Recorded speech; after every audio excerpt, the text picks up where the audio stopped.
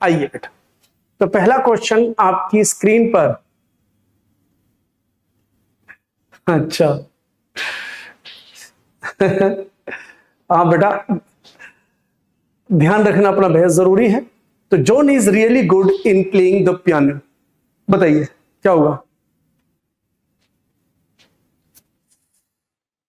तो देखिए बेटा, फिक्स्ड प्रेपोजिशन, इसके अंदर जो हमारा एरर है वो है फिक्स्ड प्रेपोजिशन से।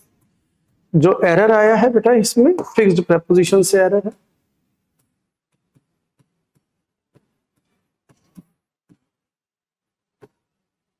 और फिक्स्ड प्रेपोजिशन क्या है, यहां गुड के साथ एट लगता है। गुड एट होता है, लेकिन बैड या वीक, बैड या वीक इन होता है। किसी चीज में आप अच्छे हो तो आप गुड एट हो, गुड एट समथिंग। किसी चीज में आप खराब हो या कमजोर हो तो वीक इन या बैड इन। तो यहां पर हो जाएगा गुड एट प्लेइंग। तो एट प्रेपोजिशन है और प्रेपोजिशन के बाद जिरंड आता है, तो इनकी जगह एट हो जाएगा, इनकी जगह एट हो जाएगा गुड एट। ठीक है, चलो अगला क्वेश्चन आपकी स्क्रीन पर देखो, टीयर 2 से, tier 2 2024। The supreme court set अवे the verdict of the high court and agreed to hear the plea of the complainant. Complainant होता है शिकायतकर्ता, यह होता है शिकायतकर्ता। कंप्लेनेंट होता है शिकायतकर्ता।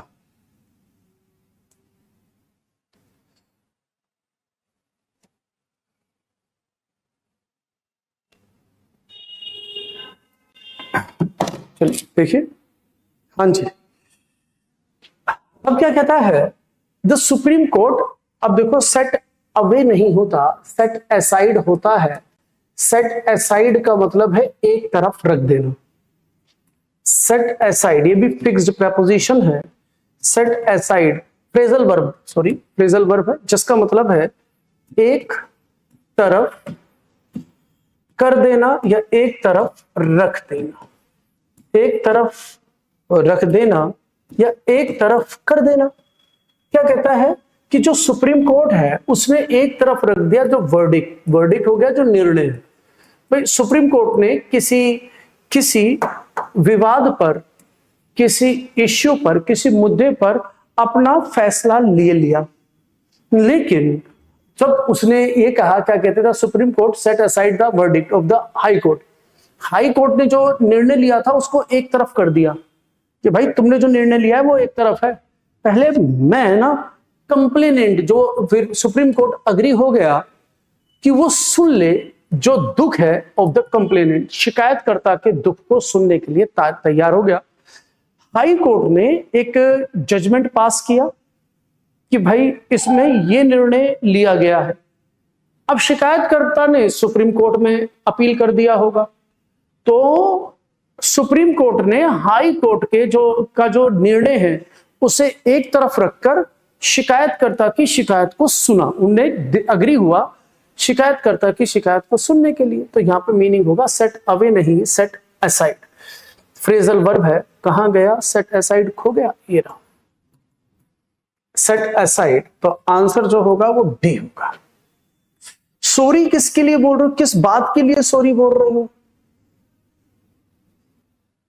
किस बात के लिए सॉरी बोला जा रहा है भाई, हमें खुद नहीं पता। काहे भाई सॉरी काहे बोल रहे हैं। Mrs Premlata asked Malini to hand down all the payment slips. कि मिसेस मालिनी ने, मिसेस हेमलता ने मालिनी से कहा कि भैया हैंड आउट कर दो, जितनी भी पेमेंट की स्लिप्स है उन्हें हैंड डाउन कर दो। मीनिंग निकालो, आंसर मिल जाएगा। अच्छा ओके, तो नो नीड टू से सॉरी। गलतियां होती रहती, बच्चे जब गलत करते हैं तो तुरंत डिलीट कर देते हैं। जब देखते हैं ना मैंने आंसर बताया, मेरा आंसर कुछ उनका कुछ, तुरंत डिलीट कर देते हैं। सॉरी सॉरी नहीं बोलना होता। इसमें आंसर बताओ। तो देखो, फिक्स्ड प्रेपोजिशन और फ्रेजल वर्ब से मैं थोड़ा सा एरर लेकर आया आपको ये वैल्यू समझाने के लिए।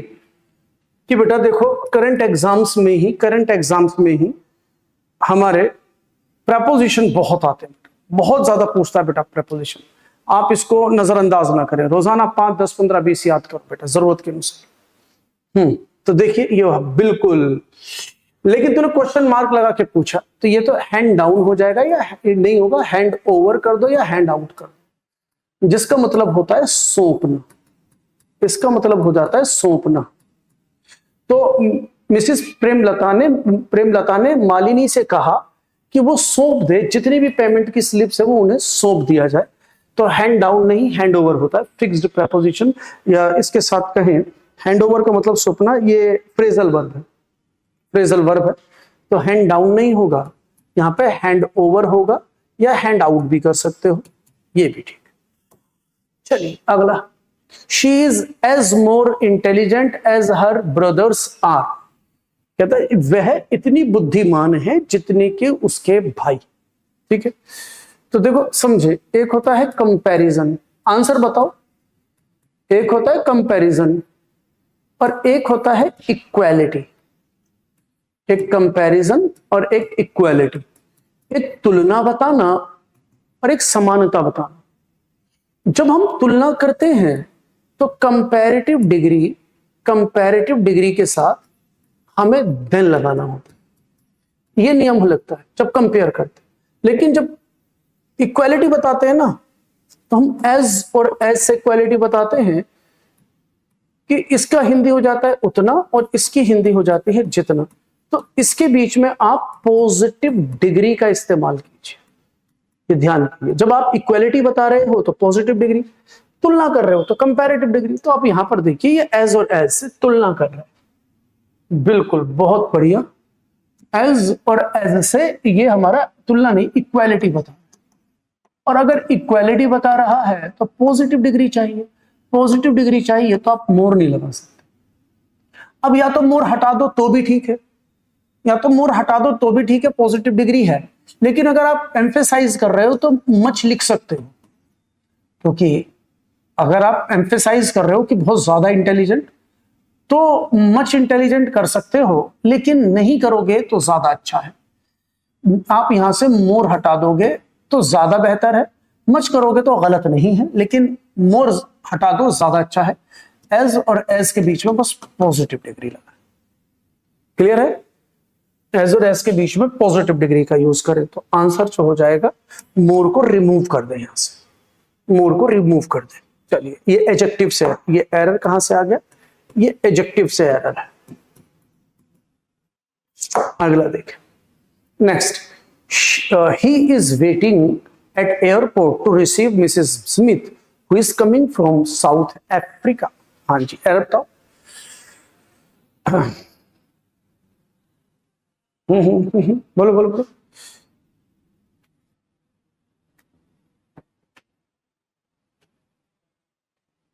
देखिए रेलवे स्टेशन है, रेलवे स्टेशन है, बस स्टैंड है, एयरपोर्ट है। वो जगह जहां पर कोई भी व्हीकल हम लेते हैं, पकड़ते हैं, व्हीकल जहां से एक्सचेंज होते हैं, शुरुआत होती है, तो इनसे पहले द का यूज होता है, ये ध्यान रखें। At the railway station, at the bus stop और at the airport. Article error, at the airport. तो एट द एयरपोर्ट नियम मैंने समझा दिया, here it is, here it is at the airport to receive. ठीक है, article error. Next, I hope that yesterday's lunch at Rahul's place was at your liking. बोलो बोलो बोलो बोलो बोलो बोलो।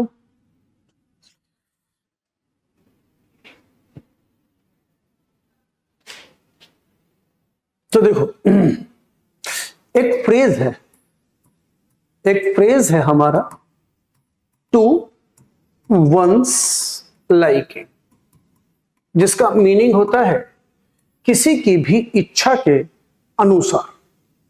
किसी की भी आप इच्छा के अनुसार बोल दो, किसी भी चीज के अकॉर्डिंग बोल दो, या मैं इच्छा के अनुसार बोलूंगा ज्यादा अच्छा, किसी की भी इच्छा अनुसार।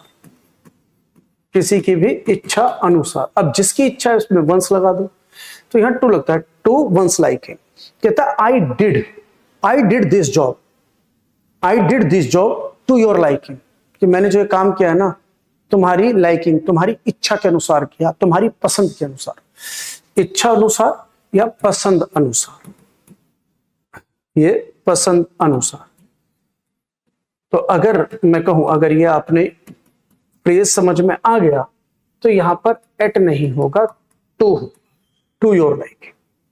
तो कहता है आई होप, मुझे उम्मीद है दैट कि कल का जो लंच था एट राहुल्स प्लेस, राहुल के यहां पर, वाज टू योर लाइकिंग, वो जो लंच था ना तुम्हारी इच्छा अनुसार, तुम्हारी पसंद के अनुसार वो लंच था, नहीं तो और किसी की पसंद या किसी की इच्छा को नहीं देखा गया। तो एक फ्रेज है। अब जैसा कि हम जानते हैं फ्रेज चीजें जो होती है वो फ्रेज इडियम्स एंड फ्रेजेस हैं, वो फिक्स्ड हैं, ऐसे करना पड़ेगा, वाज टू योर लाइकिंग। ठीक है, answer C. Next she forbade him not to enter that room. MTS 2024, MTS में पूछा गया, मल्टीटास्किंग स्टाफ एग्जाम के अंदर पूछा गया एक question, she forbade him not to enter that room. बहुत आसान, फॉरबेड जो है वो फॉरबिड का सेकंड फॉर्म है, फॉरबेड, और थर्ड फॉर्म होती है फॉरबिडन। और इसकी अगर हिंदी की बात करें तो इसका अर्थ होता है मना करना, इसका अर्थ है मना करना। अब हमें पता है कि इसका अर्थ मना करना है, किसी काम को न करना। It means it is a semi negative word, और अगर सेमी नेगेटिव ये वर्ड है तो जब आप फॉरबिड का इस्तेमाल करोगे तो आप इसके साथ नोट नहीं लगा सकते, तो यह है सुपरफ्लुअस, क्योंकि फॉरबिड भी रूम में एंट्री करने को मना कर रहा है और नोट भी रूम में एंट्री करने को मना कर रहा है। जब सेंटेंस में एक ही बात को दो बार लिखा जाए वो सुपरफ्लुअस हो जाता है, रिडंडेंसी हो जाती है, गलत हो जाता है। तो यहां से हमें नोट हटाना पड़ेगा, क्योंकि फॉरबिड से रूम में एंटर करने के लिए मना कर दिया तो नोट की आवश्यकता नहीं है। तो आपको यहां से नोट को रिमूव करना पड़ेगा, सी। बेहद इजी, क्लियर हुआ बेटा? हाँ जी, चलिए अगला क्वेश्चन आपकी स्क्रीन पर। He climbed up the steep mountain trail, his backpack heavy with supplies for the journey. Backpack जो होता है वो लगेज होता है, बैकपैक होता है वो लगेज होता है, ठीक है, सिनोनिम उसका लगेज, बैगेज, बैकपैक। अरे बताओ, फिक्स्ड प्रपोजिशन, तो मैं आज प्रपोजिशन के थोड़े ज्यादा ले आया, बस आपको उसकी वैल्यू समझाने के लिए। फिक्स्ड प्रपोजिशन, तो यहां क्लाइंब ऑफ नहीं होता, क्लाइंब अप होता है, और क्लाइंब अप का मतलब है ऊपर की ओर चढ़ना। क्लाइंब अप, ऊपर चढ़ना। तो जैसे पेड़ पर चढ़ना, ही क्लाइंब्ड अप द ट्री, जैसे पेड़ पर चढ़ना तो ही क्लाइंब्ड अप द ट्री। तो ऑफ की जगह आपका यूज होगा, फिक्स्ड प्रपोजिशन है, देखते ही समझ में आना चाहिए। क्लियर है बच्चे? चलिए अगला क्वेश्चन आपकी स्क्रीन पर। Sam and Tina had wondering what to do this weekend. तो कहता मतलब वो वॉन्डरिंग, यहाँ पे वैसे वॉन्डर मतलब हैरान होना भी होता है, लेकिन यहाँ पे यह है कि वो थोड़ा सोच रहे हैं ऐसे, क्या ऐसा है, क्या करें क्या ना करें, ऐसे ऐसे वाली सिचुएशन, समझ रहे? जैसे वॉन्डर मतलब हैरान होना होता है, और यहाँ पे सिचुएशन यार कि अब छुट्टी आ रही है यार, क्या करें क्या ना करें, तो ऐसे वाली हैरानी जो होती है उसको वॉन्डर कहते हैं। अब इसके अंदर बहुत आसान, देखो चाहे मीनिंग पता है या नहीं पता, आप एक बात तो बिल्कुल समझ गए होंगे कि यार हैव की कोई भी फॉर्म हो, हैव की कोई भी फॉर्म, उसके साथ V3 आता है, और जो V4 होता है उसके साथ बी की फॉर्म आती है। तो यहां पर ये गलत है, हैव के बाद V3 नहीं है, V4 से पहले बी का फॉर्म नहीं है। अब सेंटेंस के सिचुएशन के अनुसार यहां आपको बी की फॉर्म देनी पड़ेगी। Sam and Tina plural subject है, और वो दिस वीकेंड की, आने वाले वीकेंड की बात कर रहा है, तो यहां आर हो जाएगा, आर वॉन्डरिंग। मतलब सेम और टीना जो है ना, आर वॉन्डरिंग, वो थोड़े हैरान हो रहे हैं या सोच रहे हैं what to do this weekend, क्या करें, मतलब ऐसे सोच रहे हैं, थोड़े हैरान होते हुए क्या करें क्या नहीं करें, ऐसे वाली सिचुएशन जो हो जाएगी उसके लिए वॉन्डरिंग हो जाएगा। Sam and Tina are wondering. Clear है? बहुत से बेसिक से एरर है, बिल्कुल बेसिक से एरर, बेसिक चीज से एरर है। एमटीएस का एरर 2024 में करंटली पूछा गया। इसको 10 से हम कनेक्ट कर सकते हैं, 10 से एरर था, हम इसको कनेक्ट कर सकते हैं कि 10 से एरर था, है ना? ये छोटी छोटी चीज है, 10 से एरर। हाँ जी, नेक्स्ट ले लें। You know that I am fond of. Fond of का मतलब देखो फिक्स्ड प्रेपोजिशन है, ये भी मीनिंग निकालना। फॉन्ड ऑफ का मतलब होता है शौकीन, किसी भी चीज का शौकीन होना फॉन्ड ऑफ होता है। I am fond of taking tea, मैं चाय पीने का शौकीन हूं। You know that I am fond of reading, कि तुम जानते हो कि मैं रीडिंग का शौकीन हूं। एंड ऑल्सो दैट, और इसके साथ साथ all books are my favourite, जितनी भी मेरी किताबें हैं वो सारी मेरी फेवरेट है। बट यू डोंट नो, लेकिन तुम्हें नहीं पता, that this is one of my favourite, लेकिन ये जो मेरी बुक है, मेरी फेवरेट बुक्स में से एक बुक ये है। तो अब आप नियम समझ ले। नाउन का एरर है, नाउन से एरर आया है, इसमें पढ़ लिया होगा। वन ऑफ के बाद बेटा, वन ऑफ के बाद हमेशा प्लूरल नाउन आते। जैसे मैं ऐसे बोलूं, one of my friends, one of my friends, तो ये जो हमारा ऑफ है ये सिलेक्शन के लिए आ रहा है। सिलेक्शन कह रहा है मेरे जो इतने सारे दोस्त थे उनमें से एक, तो ये सिलेक्शन ले रहा है मेरे ज्यादा दोस्तों में से एक। तो जब सिलेक्शन ले रहा है तो एक में से तो एक नहीं ले सकते ना बेटा। अब वो एक ही दोस्त है तो उसको आप सीधे सीधे माई फ्रेंड बोल दोगे, लेकिन मेरे दोस्त ज्यादा हैं और इतने सारे दोस्तों में से एक, तो ये सिलेक्शन ले रहा है। तो सिलेक्शन के केस में ऑफ के बाद प्लूरल नाउन आएगा। तो यहां पर देखो, one of my favourite books, तो जो मेरी बहुत सारी फेवरेट बुक्स हैं उनमें से ये वाली जो है ये ज्यादा फेवरेट है। क्लियर हो गया? तो वन ऑफ के साथ प्लूरल नाउन आता है, तो माई फेवरेट बुक्स ये आंसर होगा, बुक नहीं बुक्स। Noun error. आपके कमेंट देखो।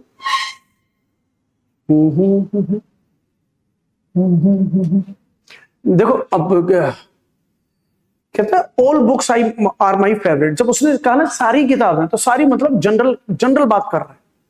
अगर जनरल बात कर रहा है तो दा लगाने की जरूरत नहीं है। जब कोई डेफिनेट होता है तो दा लगता है, जनरल बोल रहा है तो दा नहीं लगेगा। ठीक है ना? जैसे ऑल बुक्स आर गुड, तो ऑल बुक्स का मतलब है सारी किताब। अब जो चीज सबके बारे में बात कर रहा है तो वो डेफिनेट तो है नहीं, और दा तब लगता है जब नाउन डेफिनेट है। क्लियर है? ये जनरल बात कर रहा है। Next, select the sentence that has grammatical error. चलो जल्दी से इसमें select the sentence that has grammatical error. मैं बताता हूं, ऐसे वाले थोड़े डिफिकल्ट होते हैं कि जब चारों वाक्यों में अलग अलग सेंटेंस दे रखा। कुछ ऐसे आते हैं कि चारों वाक्यों के अंदर एक ही सेंटेंस होता है तो एक जगह गलती होती है। अब आपको चार पढ़ के एक बताना है कि एक गलत है, तीन सेंटेंस बिल्कुल ठीक है, एक सेंटेंस गलत है, तो ये भी एमटीएस। लेकिन ये जो पूछा गया ये तो बड़ा आसान है। चलिए बनाइए बनाइए।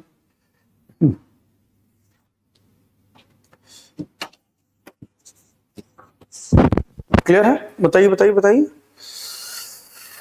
देख रहा हूं मैं आपके कमेंट्स, देखता रहता हूं मैं, समय समय पर मैं विजिट कर लेता हूं आपके कमेंट्स पर। तो आप बताइए कौन सा सेंटेंस ग्रामेटिकली गलत है तीनों में से।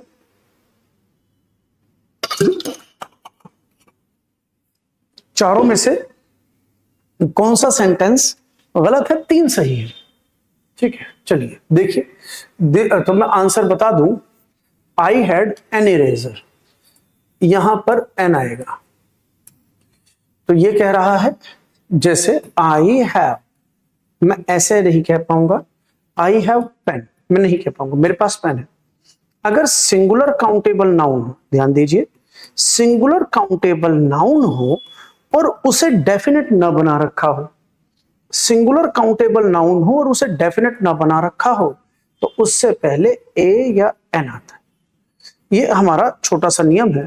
तो यहां मुझे ए लगाना पड़ेगा, आई हैव ए पेन। जैसे फिर देखो एक और एग्जांपल, मैंने कहा शी इज डॉक्टर, तो दुनिया में तो लाखों करोड़ों डॉक्टर हैं, उनमें से वो भी एक है। तो अब ये सिंगुलर काउंटेबल नाउन है, लेकिन दुनिया में लाखों करोड़ों डॉक्टर हैं तो कोई डेफिनेट डॉक्टर नहीं है ना। जैसे बोलूं मैं एक टीचर हूं, दुनिया में हजारों लाखों टीचर हैं, उनमें से एक मैं भी हूं। तो यहाँ पे डेफिनेट नहीं कर रहा है, डेफिनेट नहीं कर रहा है, तो उस कंडीशन में सिंगुलर काउंटेबल नाउन से पहले ए या एन साउंड के हिसाब से लगता है, तो यहाँ पर ए लग जाएगा, आई एम अ डॉक्टर। यहाँ पर ये वोवल साउंडिंग वर्ड है, तो आई विश, काश मेरे पास एक इरेजर होती, तो सिंगुलर काउंटेबल नाउन है तो एन लगेगा, बाकी सारे ठीक है, यही गलत है। काश कि मेरे पास एक इरेजर होती टू इरेज, इरेज करने के लिए all the mistakes in my life, कहता मेरी जिंदगी में मैंने जितनी गलतियां करी है सबको इस इरेजर से मिटा देता, काश मेरे पास एक इरेजर होती। क्लियर हुआ कि नहीं? बाकी सारे ठीक है। आपको कुछ लगता है कि इसमें क्या क्या सही है क्या गलत है, कुछ आपको लगता है कि कुछ गलत है, तो हम डिस्कस कर सकते हैं, आप बता दीजिए। हाँ, कौन से वाला बेटा? देवेंद्र, देवेंद्र बेटा मुझे आप ऐसे बताओ कि कौन से वाला समझ में नहीं आया। 10वां मैंने जो समझाया ये समझ में नहीं आया मेरे भाई, या आपको ये 11वां है ये समझ में नहीं आया? आप मुझे एग्जैक्टली क्वेश्चन पूछेंगे तो मैं एग्जैक्ट आंसर दे पाऊंगा, ठीक है बेटा? तो आप मुझे एग्जैक्ट क्वेश्चन पूछिए। देवेंद्र कुशवाहा, बेटा जी एग्जैक्ट क्वेश्चन पूछो, तब तक हम आगे बढ़ते हैं, आप मुझे तब तक बताइए, मैं उसे दोबारा समझा दूंगा, कोई दिक्कत नहीं। हाँ जी, अगला देखिए 12वां question. In addition with the existing crisis in economy, the rise of hunger index is another cause of worry. Error बताओ, एरर बताओ, एरर बताओ।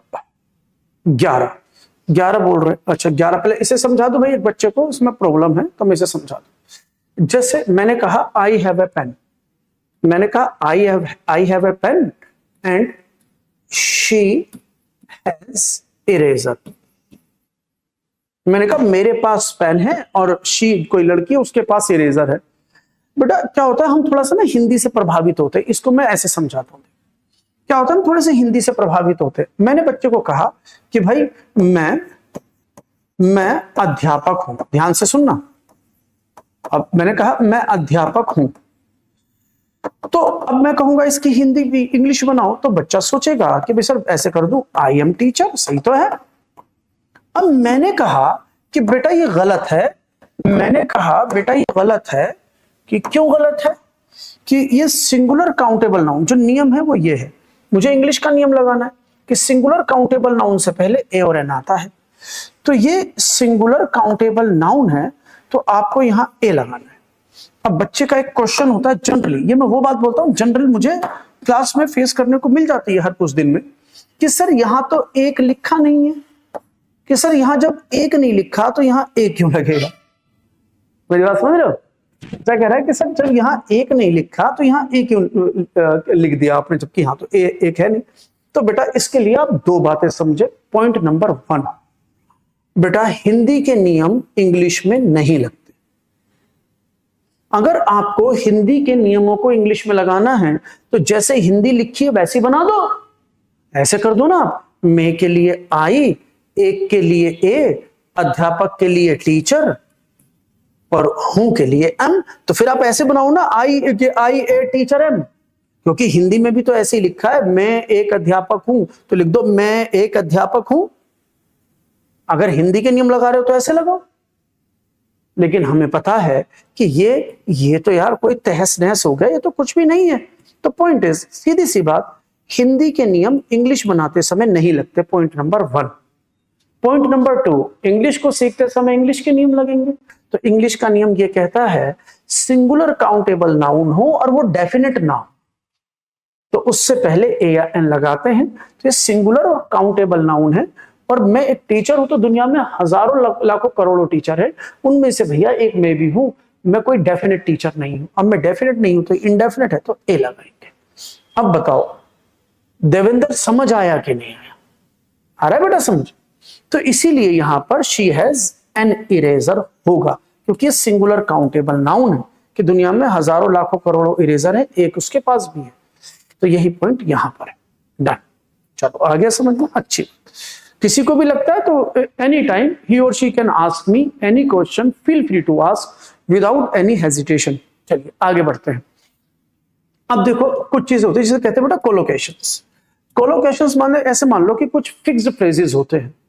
कोलोकेशंस होते हैं कि भाई कुछ फिक्स्ड फ्रेजेस, मैं इसको फिक्स्ड ही बोल देता हूं, कोलोकेशंस की कैटेगरी में नहीं रखता, कि कुछ चीजें फिक्स्ड हैं। तो जो चीज फिक्स्ड प्रेपोजिशन है, फिक्स्ड फ्रेज है, कि फिक्स्ड है, ऐसे ही यूज होंगे। फिक्स्ड प्रेपोजिशन है या फिक्स्ड फ्रेजेस हैं, जैसा है वैसे ही यूज करने पड़ेंगे, उनके अंदर हम कोई बदलाव कर नहीं सकते। तो बेटा इसी प्रकार से यहां पर एक ये फ्रेजल प्रेपोजिशन है जिसे हम इन एडिशन विद नहीं कहते, it is in addition to. ये इन एडिशन विद नहीं होता, इसे हम कहते हैं इन एडिशन टू। बस अब देखो ये फिक्स है, अब कुछ नहीं किया जा सकता, जो चीज फिक्स है तो इन एडिशन टू होगा, तो यहाँ पे in place of with use to. और आप देख लो प्रेपोजिशन से कितना पूछ रहा है, आप देख लो प्रेपोजिशन से कितना पूछा जा रहा है, तो इसकी वैल्यू को आप समझो, फिक्स्ड चीजें याद कीजिए। Select the sentence that has a grammatical error. अब देखो फिर उसी टाइप का एक सेंटेंस, मैंने 4 सेंटेंस दिए आपको, 4 में से एक गलत है, 3 सही है। सोच के बताओ, एक पढ़ते ही पता चलना चाहिए बेटा, पढ़ते हुए निकल जाओ, आपका कंसंट्रेशन इतना हाई हो कि किसी भी सेंटेंस के अंदर किसी भी शब्द को देख रहे हो तो दिल और दिमाग एकदम घुस जाए उसमें कि ग्रामेटिकली सही है या गलत है। Subject, verb, object, complement, MPTR, noun, pronoun, adjective, verb, adverb, preposition, conjunction, interjection, भाई इसके अंदर सब्जेक्ट, प्रेडिकेट, डिस्क्रिप्शन, सारी चीजें एकदम दिमाग में उभरती हुई आ जाए। हाँ जी, चलिए आगे बढ़े, आंसर देखिए मेरे बेटा, आगे बढ़ते हैं, आंसर देखते हैं तो इसमें क्या होगा। बाकी सारे ठीक हैं, मैं डायरेक्ट आपको समझा दूं, सारे ठीक हैं बेटा, ये गलत है, ये सब्जेक्ट वर्ब एग्रीमेंट से एरर है, सब्जेक्ट वर्ब एग्रीमेंट से एरर है। सिंगुलर सब्जेक्ट के साथ सिंगुलर वर्ब लगता है, डोंट प्लूरल सब्जेक्ट के साथ, ही सिंगुलर सब्जेक्ट है तो इसके साथ डज लगेगा, तो ही डजंट हो जाएगा, ही डजंट हो जाएगा। He doesn't like spicy food, उसे ज्यादा मिर्चों वाला खाना पसंद नहीं है। Just like me, I don't like spicy food. Clear हो रहा है ना बेटा, दैट्स इट। बाकी तीनों ठीक है, बाकी तीनों ठीक है। अगला लेते हैं, he will have to knuckle up really seriously if he wants to crack the upcoming deal। चलिए आंसर बताइए।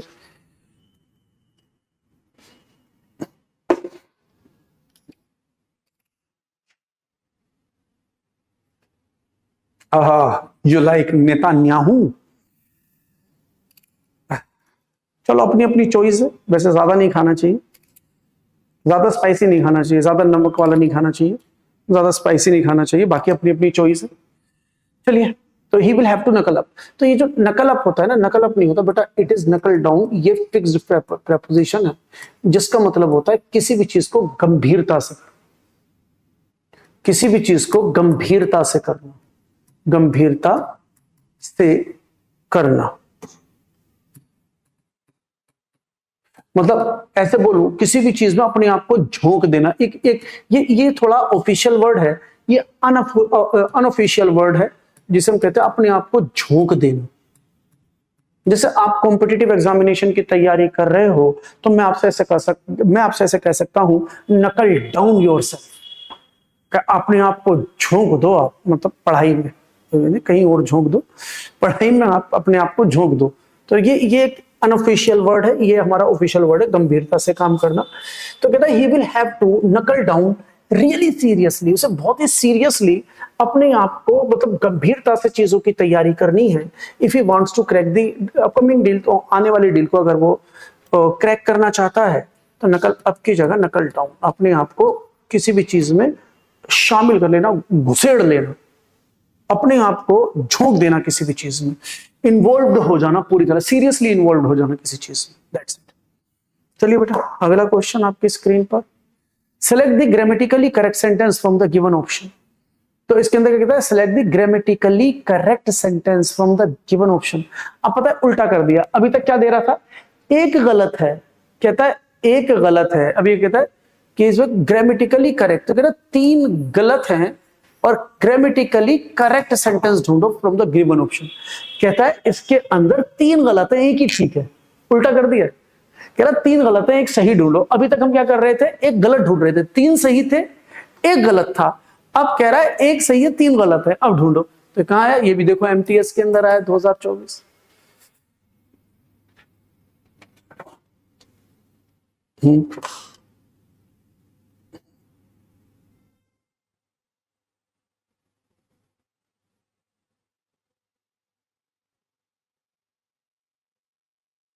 बोलो बोलो बोलो,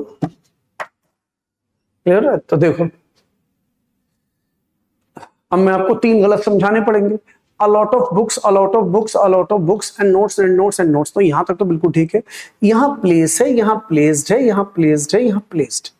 ये पास्ट इंडेफिनिट, ये प्रेजेंट इंडेफिनिट। कहता है इन ऑर्डर। अब इन ऑर्डर, इन ऑर्डर बेटा, इन ऑर्डर का मतलब है क्रम में। इन ऑर्डर होता है क्रम में। लेकिन अगर हम लिख देते हैं ना in order to, in order to, तो इसका मतलब होता है के लिए। इसका मतलब होता है के लिए, इन ऑर्डर टू। और एक होता है in order that, in order that, इसका मतलब होता है ताकि। देख लो, समझ लो इन बात को।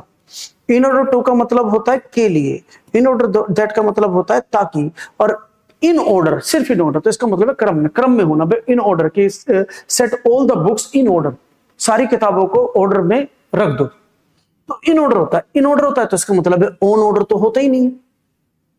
क्रम में होती है चीजें तो इन ऑर्डर होती हैं, ऑन ऑर्डर तो होता नहीं। तो इसका मतलब है ये तो गलत है। चलिए आगे बढ़ते हैं। तो लुक मोस्ट फैसिनेटिंग। अब देखो, बहुत ज्यादा किताबें और जो नोट्स हैं उन्हें रखा जाता है प्लेस इन क्रम में, तो अच्छी लगती हैं। मोस्ट फैसिनेटिंग, फैसिनेटिंग का मतलब है आकर्षित, तो बहुत ज्यादा आकर्षित लगती हैं। लेकिन मोस्ट जो लगा वो सुपरलेटिव डिग्री है। और सुपरलेटिव डिग्री क्या होता है? जब हम 2 से ज्यादा का कंपैरिजन किसी एक से करते हैं, किसी एक का कंपैरिजन 2 से ज्यादा से हो। लेकिन यहां तो कोई कंपैरिजन का सेंस ही नहीं है, तो यहां पर तो डिस्क्राइब कर रहा है, पॉजिटिव सेंस चाहिए, पॉजिटिव सेंस चाहिए, तो ये भी गलत। क्योंकि मोस्ट लगाने के लिए आपको ज्यादा में से एक को चुनना होता है, ज्यादा में से एक का कंपैरिजन लेना होता है। तो इसका मतलब है ये भी गलत हो गया। अब आती है 2। अब कहता है कि अब इसे देख लो, अ लॉट ऑफ, कहता है अ लॉट ऑफ। और अगर ए लॉट ऑफ आ रहा है, ए लॉट ऑफ के बाद बुक नहीं लगा सकते, संख्या में ज्यादा है तो यहां पे बुक्स होगा, तो ये भी गलत। ये रहा, तो a lot of books and notes placed. कहता है बहुत ज्यादा किताबें और नोट्स रखे थे क्रम के अंदर, और लुक फैसिनेटिंग, और वो बहुत अच्छे लग रहे थे, तो उन्हें रखा गया और वो अच्छे लग रहे थे। तो ये कहता है कि वो अच्छे लगते जो रखे गए थे वहां पर, तो आंसर हो जाएगा बी। क्लियर है बेटा? तो मैंने 3 गलतियां बता दी, तो एक सही निकल कर आ गया। मोस्ट बेटा अंशुल, अंशुल बेटा मोस्ट फैसिनेटिंग हम तब लगाते जब वहां पर सुपरलेटिव डिग्री नहीं होता। और अगर हम सुपरलेटिव डिग्री लगा रहे हैं तो मतलब ज्यादा में से हम एक को चुनते हैं, उस समय लगाते हैं। जैसे मैं आपको एक आंसर, एक सेंटेंस दे दूं, she is the most, she is the most intelligent of all the students, of all the students। कहते हैं she is the most intelligent of all the students, कि सारे विद्यार्थियों में से वो सबसे ज्यादा इंटेलिजेंट है। तो बहुत ज्यादा विद्यार्थी हैं, तो 2 से ज्यादा विद्यार्थी हैं, 2 से ज्यादा में से विद्यार्थियों का कंपैरिजन किसी एक लड़की से हो रहा है। हम ज्यादा में से एक को चुन रहे हैं, तो हमें सुपरलेटिव डिग्री देनी पड़ेगी। तो वहां पर ऐसा कोई सेंस नहीं था बेटा अंशुल। क्लियर हुआ है ना बेटा? तो इसलिए वो गलत हो गया। चलिए आगे बढ़ते हैं। Next, he miss the college bus, उसने कॉलेज बस को मिस कर दिया because he woke up unpardonably. Pardon देखो ये शब्द है ना 3 वर्ड से बना। पार्डन का मतलब क्षमा करना, पार्डन मतलब क्षमा करना, एबली ये एडवर्ब बन गया, अन मतलब नो। कहता वो क्या कहते वोक अप, वो जो उठा, मतलब उसकी उस गलती की क्षमा नहीं है, वो जो लेट उठा उस गलती की क्षमा नहीं है, और उसकी वजह से वो लेटली नहीं, वो लेट हो गया। क्योंकि लेट का मतलब है, लेट का मतलब है देर होना, यहां पर लेट का मतलब है देर होना। और बेटा अगर हम लेटली की बात करते हैं, अगर लेटली की बात करते हैं तो इसका मतलब होता है रीसेंट। रीसेंट का मतलब हाल ही में, इसका अर्थ होता है रिसेंट का हाल ही में। तो रिसेंट का मतलब हाल ही में। तो यहां पे कहता है कि वो उसकी कॉलेज बस जो मिस हो गई बिकॉज वो लेट उठा, और जिसकी कोई क्षमा नहीं है कि लेट होता तो बस छूट गई, तो भाई वो क्या कहते हैं ही वोक अप लेट। तो वो लेट उठा, ना कि हाल ही में उठा, देर से उठा, इन द मॉर्निंग। क्लियर हुआ कि नहीं?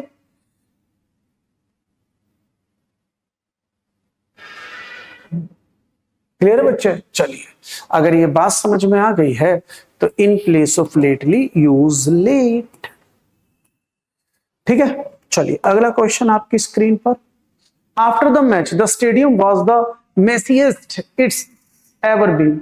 मेसिएस्ट, देखो अब देखो इसे समझाता हूं, देखो उसी पॉइंट से रिलेटेड है, समझाता हूं। आप एरर बताओ, पहले एरर बताओ। हम्म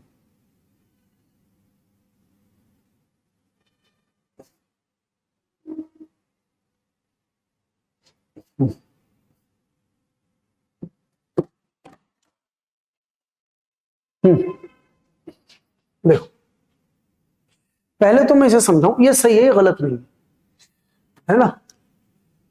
तो जैसे होता है ना मैसी, मैसी समझते हैं? मैसी, मैसी मतलब सब कुछ गड़बड़ कर देना, गड़बड़, बिखरा हुआ चारों तरफ।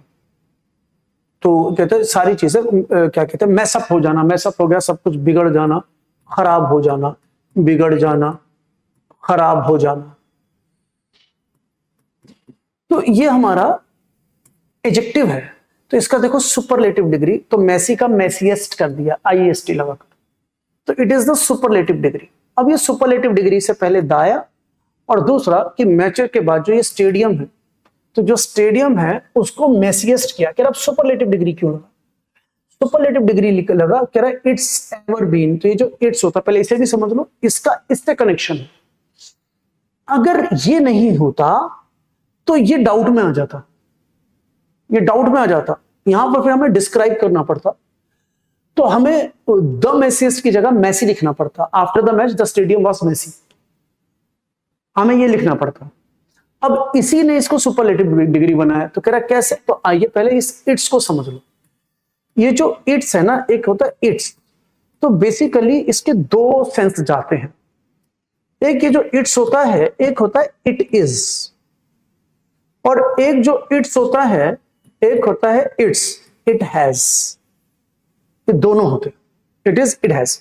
अब इट इज, अगर इट इज के बाद V4 है तो इससे पता चल जाएगा, ये जो इट्स के बाद V4 है तो पता चल जाएगा इट इज है। और इट हैज, हैव के बाद V3 आता है, तो अगर वर्ब की थर्ड फॉर्म है, इट्स के बाद वर्ब की थर्ड फॉर्म है, तो इट हैज हो जाएगा। तो यहां देखो बीन, बीन वर्ब की थर्ड फॉर्म है, इसका अर्थ है ये जो इट्स है ये इट हैज, इसका अर्थ है ये इट हैज है, इट हैज एवर बीन। कहता है इट हैज एवर बीन। तो अब क्लियर हो गया, इट हैज एवर बीन। तो कहता है कि भाई मैच के बाद जो स्टेडियम था वो मेसिएस्ट था, सबसे ज्यादा गंदा हो रखा था, इट हैज एवर बीन। जितना वो आज तक नहीं हुआ कि स्टेडियम में 500 मैच हुए, लेकिन इस बार सबसे ज्यादा गंदा पूरा स्टेडियम था इस बार में, क्योंकि पहले भी कई बार मैच हुए। तो इसका अर्थ यह है कि सेंटेंस में कहीं एरर नहीं है, नो एरर, क्योंकि हर जगह एरर नहीं होता बेटा, नो एरर भी आते हैं एग्जाम में, इसलिए मैं लेकर आया, क्योंकि हम ये उम्मीद करते हैं कि सर एरर बताएंगे। बेटा हम ये उम्मीद करते हैं कि सर एरर बताएंगे, लेकिन बेटा जहां एरर ही नहीं है तो एग्जाम में इस चीज को भी ध्यान में रखें कि नो एरर भी आता है। क्लियर हुआ कि नहीं? समझ में आ रहा है ना बेटा? ये पॉइंट समझ में आ गया ना? इट हैज एवर बीन, कि आज तक वो ऐसा नहीं हुआ, तो सबसे ज्यादा मेसिएस्ट वो अब रहा। Geeta got on to the book she was reading this morning. बताइए,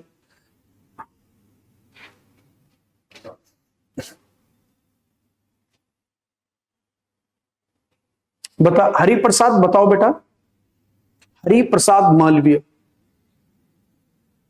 जहां प्रॉब्लम है वो बताओ बेटा, नंबर बता दो मुझे।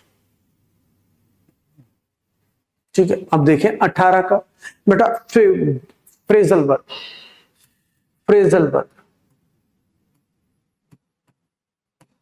जैसे गेट का मतलब क्या होता है? प्राप्त करना। गेट का मतलब होता है प्राप्त करना, लेकिन अगर मैं बोलूं गेट अप, इसका मतलब होता है उठ जाना। मैं इसका मतलब होता है उठ जाना। अगर मैं कहूं गेट आउट, अगर हम ऐसे कहें गेट आउट, गेट आउट तो इसका मतलब है बाहर निकल जाना, बाहर निकल जाना, ये फ्रेजल वर्ब है। अगर हम ऐसे कहें गेट डाउन, गेट डाउन तो जैसे वाहन है ना, वाहन, तो वाहन से उतर जाना, गेट डाउन, वाहन, वाहन से उतर जाना, वाहन से उतर जाना, गेट डाउन। समझ रहे मीनिंग? अब ऐसे ही यहां पर है get into, get on to नहीं होता, इट इज गेट इनटू। तो इट इज गेट इनटू, और गेट इनटू का मतलब होता है किसी में शामिल हो जाना, किसी चीज में खो जाना, किसी चीज में खो जाना। जैसे मग्न हो जाना, किसी कहते हैं मग्न हो जाना, खो जाना, मग्न हो जाना, खो जाना, शामिल हो जाना, गेट इनटू। तो यही कह रहा है Gita got into the book, वो किताब के अंदर एकदम खो गई, मग्न हो गई, शामिल हो गई, किताब के अंदर एकदम खो गई। कौन सी बुक के अंदर? शी वॉज रीडिंग, जो वो पढ़ रही थी दिस मॉर्निंग आंसू। देखो, जब हम किसी शब्द का, किसी भी वर्ड का डिस्क्रिप्शन देते हैं, किसी वर्ड का डिस्क्रिप्शन देते हैं, तो समटाइम्स हम रिलेटिव प्रोनाउन और वर्ब छुपा देते हैं। ये स्टाइल ऑफ राइटिंग होता है। तो Gita got into the book, book में खो गई। कह रहा कौन सी बुक? कौन सी book? Which she was reading, जो वो पढ़ रही थी। तो देखो रिलेटिव प्रोनाउन छुपा दिया, विच शी वॉज रीडिंग, तो छुप गया, तो गलत नहीं है, लिखने का तरीका है। लेकिन आंसर जो होगा गोट इनटू की जगह क्या कहते हैं, गोट ऑन टू की जगह गोट इनटू हो जाएगा। तो in place of on to use into phrasal verb. हाँ बेटा, एक बार, अगर एक बार भी लिखेगा ना मुझे समझ आ जाएगा, और बार बार कॉपी पेस्ट करने से नहीं होगा, क्योंकि जो मैं समझा रहा हूं उसे तो नहीं छोड़ पाऊंगा, एक बार नहीं आ जाता है, समझ लो बेटा। देखो कौन सा कह रहे थे? 17, फिर समझ लो बेटा।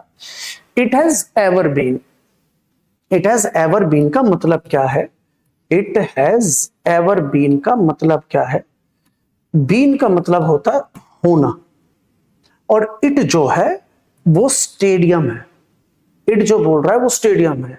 तो the stadium has ever been, कि स्टेडियम आज तक इतना गंदा नहीं हुआ है। बीन का मतलब है होना, बी की फॉर्म। कहता है स्टेडियम जो है आज तक इतना गंदा नहीं हुआ है जितना इस बार हुआ है। तो मींस स्टेडियम है, और स्टेडियम के अंदर कई बार मैच हुए। भाई यहां पर भी मतलब एक 2005 में हुआ, एक फिर मतलब हर साल मैच हो रहे हैं, उसमें हर साल मैच हो रहे हैं, बहुत सारे मैच हो रहे हैं। लेकिन कह रहा है इस बार जो मैच हुआ, इस बार स्टेडियम बहुत ज्यादा गंदा हो गया, जितना आज तक पहले कभी नहीं हुआ, जितना आज तक पहले नहीं हुआ, सबसे ज्यादा गंदा इस बार हुआ है। तो बेटा इस बार की गंदगी को पहले वाली गंदगियां जो हैं उनसे कंपेयर, एक को ज्यादा से कंपेयर किया गया। तो वो कहता है कि जो मैच के बाद जो स्टेडियम है वॉज द मेजिएस्ट, सबसे ज्यादा गंदा स्टेडियम रहा। इट हैज एवर बीन, कि ये जो स्टेडियम है आज तक इतना गंदा नहीं हुआ जितना इस बार हुआ। इसलिए यहां सुपरलेटिव डिग्री लगी, इसलिए यहां बीन लगा। और ये प्रेजेंट परफेक्ट टेंस है से पता चला प्रेजेंट, और बीन से पता चला परफेक्ट। अब बता बेटा क्लियर हुआ कि नहीं हुआ? अब बता बेटा क्लियर हुआ कि नहीं? हरिप्रसाद, ठीक है। तो बेटा आज की क्लास इतनी। तो आज हमने कितने क्वेश्चंस किए? 18। तो आज हमने 18 क्वेश्चन कर लिए, टाइम हो गया। अब हम आ गया ना समझ? That's it. तो बेटा मिलते हैं कल की क्लास में, तब तक के लिए see you, tata, bye bye, good night, sleep tight, जय हिंद, जय भारत।